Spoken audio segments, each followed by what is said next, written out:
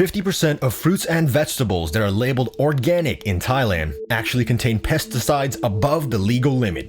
For vegetables grown hydroponically, the figure is even higher at 63%. At this point, are fruits and vegetables even healthy to eat?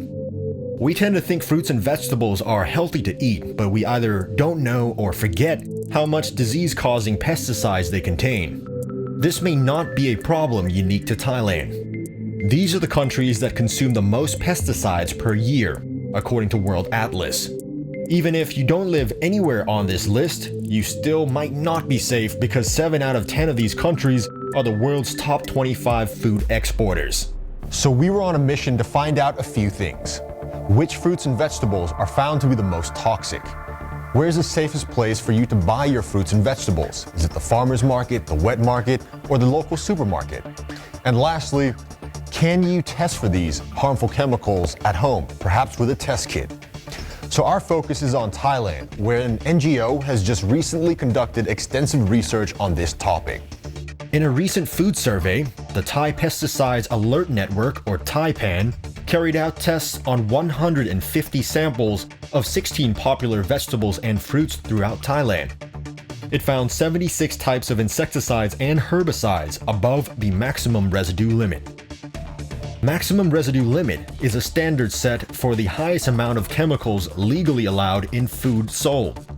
So, which vegetables are the most toxic? The results are represented by these colors. Green represents no pesticides found in the sample.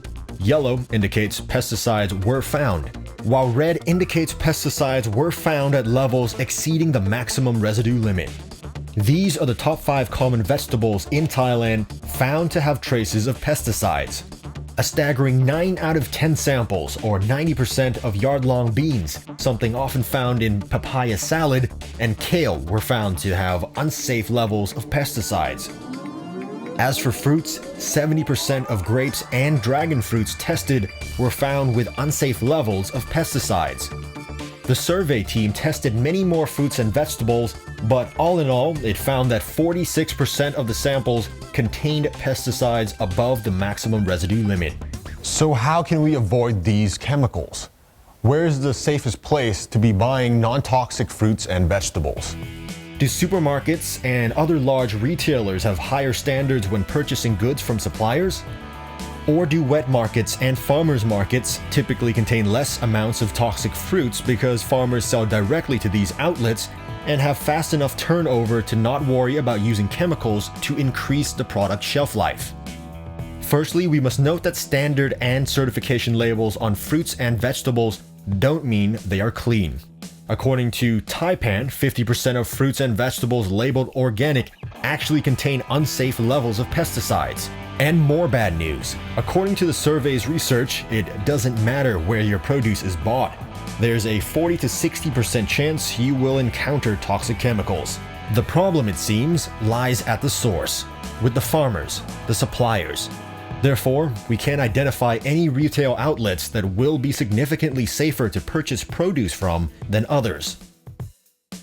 Here's what you should be very worried about. These pesticides and herbicides can be divided into many groups, but according to ThaiPAN, the kind found most frequently is paraquat. Paraquat is labeled as restricted by the US Environmental Protection Agency. It's banned in the European Union, and it is even being phased out in China. It's toxic to the human body, can cause cancer, and one sip can be fatal. สำหรับในประเทศไทยเนี่ยถือว่าเป็นประเทศที่มีการใช้พาราควอตค่อนข้างสูงนะคะเรานำเข้าปีหนึ่งประมาณตีตัวเลขกลมๆก็ประมาณ30ล้านกิโลนะคะสาเหตุที่เกษตรกรยังนิยมใช้เนื่องจากว่าเป็นสารที่มีประสิทธิภาพสูงนะคะในการกำจัดวัชพืชฉีดพ่นไม่นานก็ตายนะคะแล้วก็ประกอบกับเรื่องของแรงงานด้วยนะคะที่ตอนนี้เราอาจจะขาดแคลนแรงงานในภาคเกษตรค่ะแล้วก็ประกอบกับราคาค่อนข้างถูก So, is there a way that the everyday consumer can identify these chemicals at home? Our team was told of a test kit that could identify specific harmful chemicals, so we decided to try it out. We ordered a kit and got to work on 5 different fruits and vegetables. The test was conducted on an ordinary tabletop, much like a kitchen bench in normal conditions. Turns out the test kit isn't so simple. The testing process involves up to 20 steps, and it took our team 4 hours to conduct. After running the experiment twice, the test results were inconclusive. So it's not something you could be performing at home in a few minutes before cooking to check if your vegetables and fruits contain pesticides. So the simple test kit put to one side, what can the consumer do when it comes to all these nasty chemicals in our fruits and vegetables? Taipan's Brokshon has some helpful advice. แน่นอนค่ะเรื่องแรกเบสิกที่ต้องทำคือเราต้องล้างใช่ไหมคะเมื่อซื้อผักผลไม้มาซึ่งมันก็มีวิธีที่แนะนำในการล้างอยู่นะคะมี3วิธีหลักๆก็คือล้างน้ำเปล่าล้างด้วยน้ำที่ผสมกับน้ำส้มสายชูหรือว่าเบกกิ้งโซดาแต่ว่าไม่มีวิธีไหนที่จะล้างสารพิษออกได้ 100% เนื่องจากสารพิษตกค้างส่วนใหญ่ที่เราพบเนี่ยเกิน 60% เป็นสารประเภทดูดซึมนะคะหมายความว่ามันไม่ได้เกาะอยู่ที่ผิวแต่ว่ามันถูกดูดซึมเข้าไปในเนื้อเยื่อดังนั้นทางออกที่ถ้าผู้บริโภคต้องการที่จะปลอดภัยมากกว่านี้ก็คือการก้าวไปมากกว่าล้างค่ะนั่นก็คือการไปสนับสนุนเกษตรกรที่ให้เขาปรับเปลี่ยนไปสู่การผลิตที่ปลอดภัย So the options aren't looking very good. But of course, there is one way we can enjoy chemical-free fruits and vegetables, and that is, of course, to grow them our own at home. But perhaps that's not the best choice for everyone. So another advice we've heard, perhaps exclusively for fruits, is to choose fruits that have very thick skin or casing. Think coconut or durian. It's naturally hard for insects to penetrate these fruits, therefore you can assume farmers will have little need to overspray pesticides on these kinds of fruits. That's it for today. Like and share this video if you want to see cleaner, safer, and healthier produce. NewsOps out.